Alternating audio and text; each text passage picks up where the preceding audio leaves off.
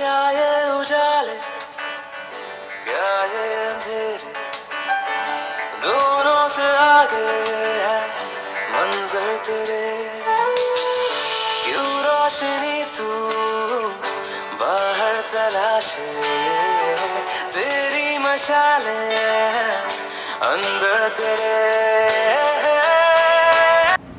Hello नमस्कार दोस्तों, जय हिंद। एक बार आपका फिर से स्वागत है टारगेट स्क्वायर 21 में।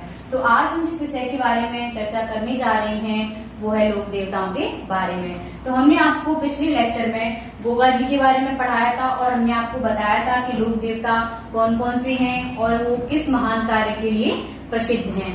तो आइए आज हम बात करते हैं बहुत ही प्रसिद्ध लोक देवताओं के बारे में। इनका नाम है पाबू जी। तो देखिए, सबसे पहले हम पाबू जी के बारे में जानते हैं कि इनका जन्म कहाँ हुआ था। तो देखिए, पाबू जी का जन्म 1239 ईस्वी में कोलूमंड, क्या गांव था? कोलूमंड।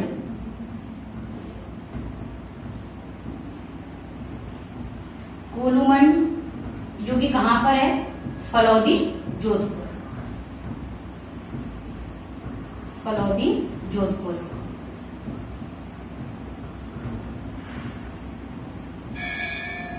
देखिए, यानी कि पाबू जी का जन्म 1239 ईस्वी को कोलूमंड, फलौदी, जोधपुर में हुआ था। देखिए, साथ ही साथ इसको आप नोट भी करते जाइए क्योंकि ये परीक्षा की दृष्टि से बहुत ही महत्वपूर्ण है। इसके बाद हम बात करते हैं पाबू जी के पिता का नाम, क्योंकि अगर किसी के पूरा विस्तार रूप से अगर किसी का हम जन्म तिथि सब कुछ पढ़ते हैं तो माता पिता भी इसमें बहुत ही महत्वपूर्ण होते हैं। तो देखिए, पाबू जी के पिता के बारे में हम जानते हैं। इनके पिता का नाम था धांधल देव। क्या था? धांधल देव। याद रखना दोस्तों, पाबू जी के पिता का नाम क्या था? धांधल देव। अब हम पाबू जी की माता के बारे में बात करें तो पाबू जी की माता का नाम था कमला देवी।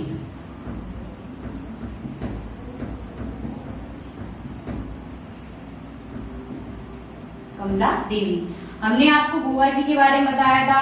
गोगा जी के पिता का नाम हमने आपको बताया था जेवर सिंह और माता का नाम उनकी को बताया था बाछल देवी। और हम आज बात कर रहे हैं पाबू जी के बारे में। तो उनके पिता का नाम है धांधल देव और माता का नाम क्या था? कमला देवी।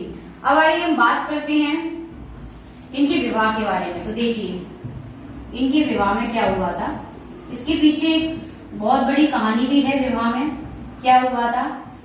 जब पाबू जी का विवाह हो रहा था तब इनके 3.5 फेरे क्या हो रहे थे? जब इनके 3.5 फेरे हो रहे थे तब इनकी घोड़ी थी केसर कालमी। क्या नाम था उस घोड़ी का नाम? केसर कालमी। उस घोड़ी का नाम था केसर कालमी। वो हिनहिनाई, वो वहीं पर बंधी हुई थी, वो हिनहिनाई। तो जो पाबू जी थे वो समझ गए कि जो देवलचारिणी की गाय किसी संकट में फंस गई हैं, इसलिए उनको बचाने मुझे जाना चाहिए। तो क्या हुआ, जैसे ही केसर कालमी हिनहिनाई तो उनके यानी कि जो पाबू जी थे उनके 3.5 फेरे चल रहे थे।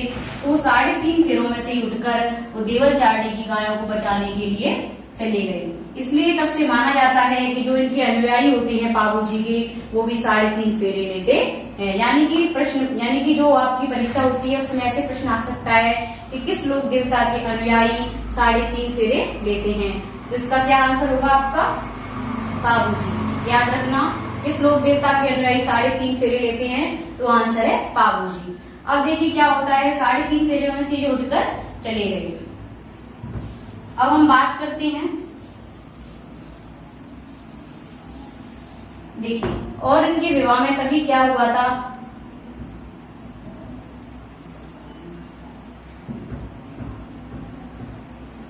अब हम बात करते हैं, देखो, इनकी जो पत्नी थी उनका नाम क्या था? पत्नी का नाम था सुप्यार दे।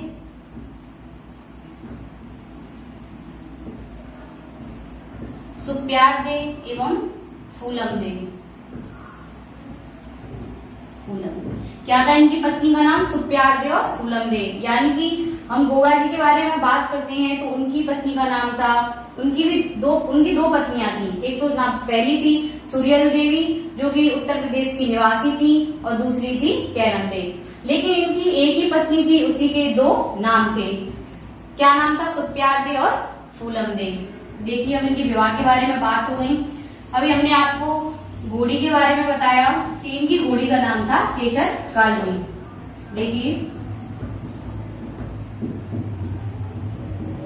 क्या नाम था इनकी घोड़ी का नाम? केसर कालमी।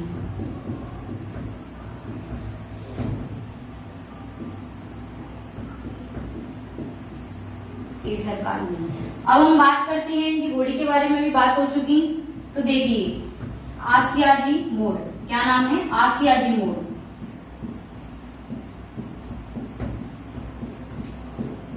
आसियाजी मोड़ के द्वारा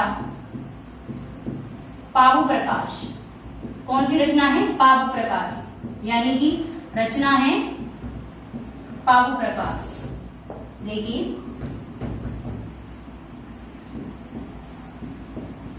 पाबू प्रकाश ये रचना लिखी गई है। आसियाजी मोड़ के द्वारा पाबू प्रकाश रचना लिखी गई है जो कि पाबू जी की क्या है? जीवनी। याद रखिएगा कि आसियाजी मोड़ द्वारा पाबू प्रकाश रचना लिखी गई है जो कि क्या है? पाबू जी की जीवनी है। अब हम बात करते हैं इनके मेले के बारे में। तो देखिए जो पाबू जी है उनका मेला चैत्र अमावस्या,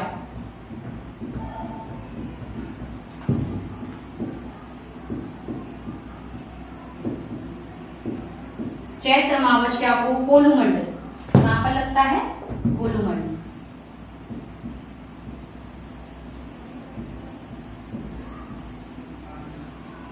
कोलूमंड में लगता है। देखिए क्या है? चैत्र अमावस्या में कोलूमंड में इनका मेला भरता है। इसके बाद हम बात करते हैं, देखिए इन्हें लक्ष्मण का अवतार माना जाता है। किसका? इन्हें लक्ष्मण का अवतार माना जाता है। पाबू जी को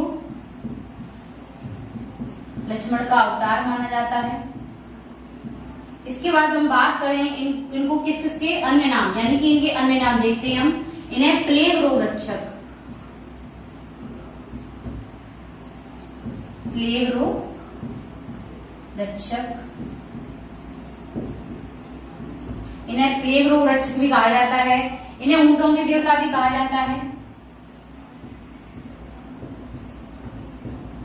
इसमें हम थोड़ी सी इंक डाल देते हैं। देखिए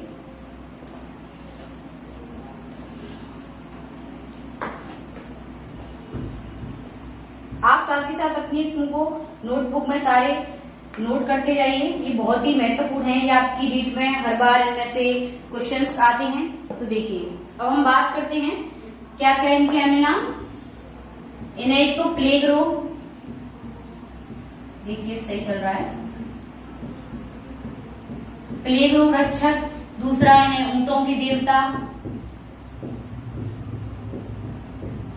और इन्हें गौरक्षक भी कहा जाता है। तो देखिए गौरक्षक इन्हें इसलिए कहा जाता है कि जो पाबू जी थे उनके बहनोई थे।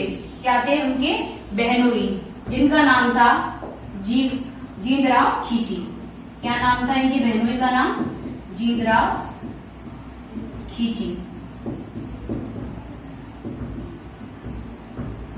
इन्होंने अपनी बहनोई जींदराव खींची से देवल चारणी की गायों को बचाया था। क्या था? इन्हें गौरक्षक इसलिए कहा जाता है कि जींदराव खींची यानी इनके जो बहनोई थे उनसे, यानी कि पाबू जी की बहनोई के क्या नाम था? जींदराव खींची।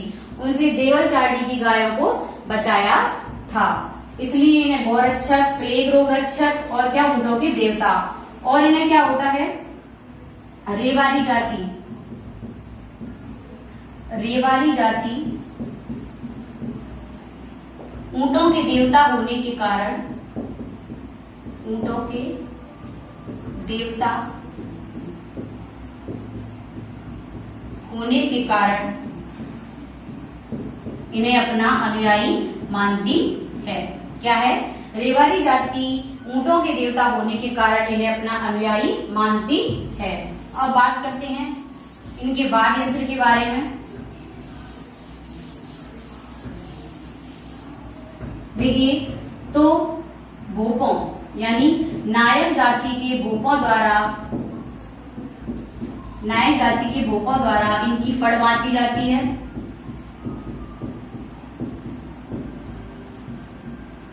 इनकी फड़ बांची जाती है कौन सी वाद्य यंत्र के द्वारा? तो देखिए, याद रखना वाद्य यंत्र कौन सा है इनका। गोवा जी का वाद्य यंत्र क्या था? डेरू। और पाबू जी का वाद्य यंत्र याद रखना रावण हत्ता। रावण हत्ता। तो देखिए, भोपों यानी कि जो नायक जाति होती है उसके भोपों द्वारा पाबू जी की फड़ बांची जाती है और ये रावण हत्ता वाद्य यंत्र द्वारा बांची जाती है। और लक्ष्मण का अवतार माना जाता है।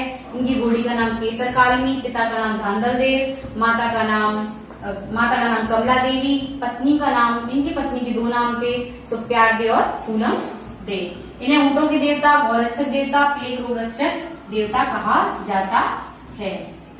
अब देखिए, बात करते हैं और आसिया जी मोर द्वारा पाबू प्रकाश रचना लिखी गई, जो कि पाबू जी की क्या है? जीवनी है। इसके बाद हम बात करते हैं, आपको याद होता जा रहा होगा साथ ही साथ, माता का नाम क्या था इनकी का?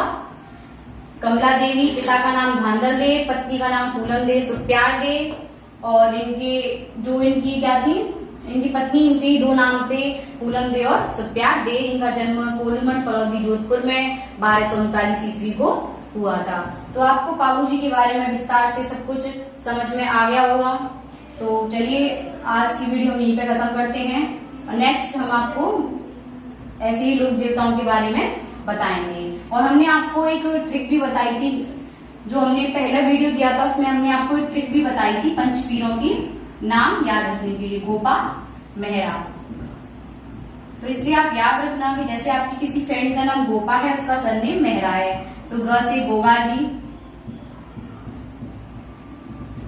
और प से पाबू जी, म से मेहा जी, ह से हड़बू जी और र से रामदेव जी। तो ऐसे ही याद रखना।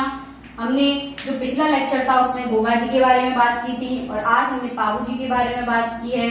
हम नेक्स्ट वीडियो लाएंगे, उसमें हम मेहा जी के बारे में विस्तार रूप से चर्चा करेंगे। अगर आपको वीडियो पसंद आए तो लाइक, शेयर एंड सब्सक्राइब कर देना। Thank you.